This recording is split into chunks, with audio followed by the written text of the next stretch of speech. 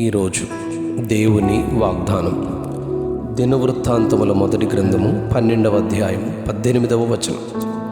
నీకు సమాధానము కలుగునుగాక, నీకు సమాధానము కలుగునుగాక.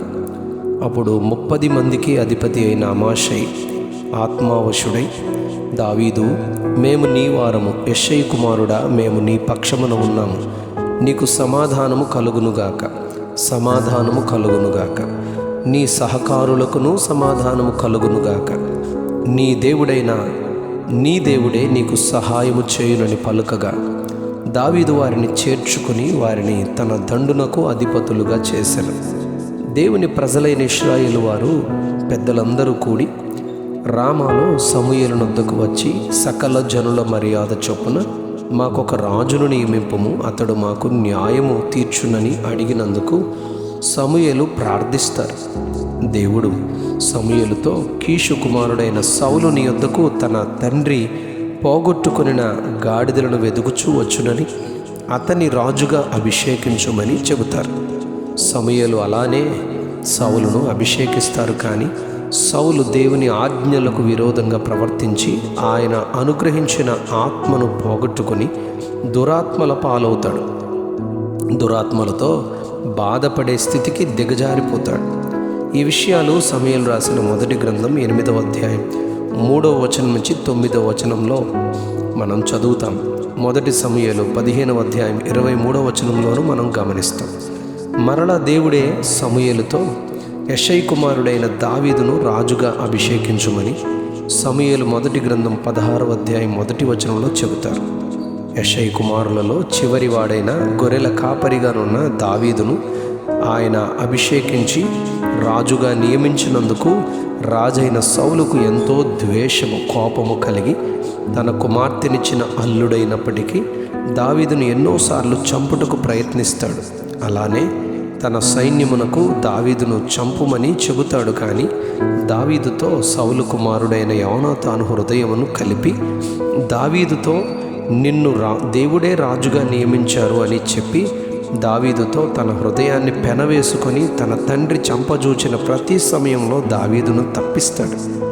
దేవుని ఎన్నికలో రాజుగానున్న దావీదును సౌలు చంపు ప్రయత్నాలలో ఉండగా దావీదునొద్దకు దినవృత్తాంతాల మొదటి గ్రంథం 12వ అధ్యాయంలో సౌలుకు భయపడి దాగుకున్న దావీదునొద్దకు సౌలు బంధువులు బెన్యామీనీయులలో కొందరు దావీదుకు సహాయము చేయుటకు సిక్లగునకు వస్తారు. వీరందరూ యుద్ధము చేయగల విలుకాండ్రు. అలాగే యూదావారిలో కొందరు దావీదు దాగి ఉన్న స్థలమునకు వస్తారు. అప్పుడు దావీదు వారితో, నన్ను నా శత్రువుల చేతికి అప్పగించడానికి మీరు వచ్చారా? మన పితరుల దేవుడు చూచి మిమ్మను గద్దించునుగాక అనగానే వారిలో అనగా వచ్చిన 30 మందిలో అధిపతి అయిన ఒకరైన అమాషై, దావీదు, మేము నీ వారము, యెష్షయి కుమారుడా, మేము నీ పక్షముగా ఉన్నాము, నీకు సమాధానము కలుగునుగాక, సమాధానము కలుగునుగాక, నీ సహకారులకును సమాధానము కలుగునుగాక, నీ దేవుడే నీకు సహాయము చేయునని చెబుతారు.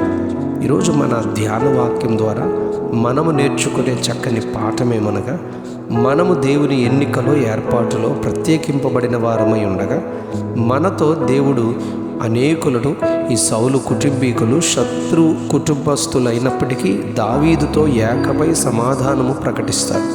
అలానే దేవుడు మనకును చేస్తారు. ఈ అనుభవమును బట్టి రాజైన దావీదు 23వ కీర్తనలో 5వ వచనంలో, నా శత్రువుల ఎదుట నీవు నాకు భోజనము సిద్ధపరచుదువు అని చెబుతాడు. దేవుని ఎన్నికలో ఏర్పాటులో నుండి తొలగిపోయి అన్నీ కోల్పోయిన తరువాత మరలా దేవుని తట్టు తిరిగి మోయాబు నుండి బెత్లెహేమునకు ప్రయాణమైన నయోమితో రూతు ఇలా చెబుతుంది. రూతు గ్రంథం 1వ అధ్యాయం 16వ వచనంలో, నీవు వెళ్ళు చోటికే నేను వచ్చేదను, నీవు నివసించు చోటనే నేను నివసించదను, నీ జనమే నా జనము, నీ దేవుడే నా దేవుడు, నీవు మృతి పొందు చోటనే నేను మృతి పొందెదను, అక్కడనే పాతి పెట్టబడెదను, మరణము తప్ప మరి ఏదైనను నిన్ను నన్ను ప్రత్యేకించదు అని ఎంతో స్పష్టముగా నయోమిని రూతు వెంబడించి చెబుతుంది. రూతు గ్రంథం 2వ అధ్యాయం 12వ వచనంలో బోయజు ఇలా దీవిస్తాడు రూతును, యెహోవా నీవు చేసిన దానికి ప్రతిఫలమిచ్చును.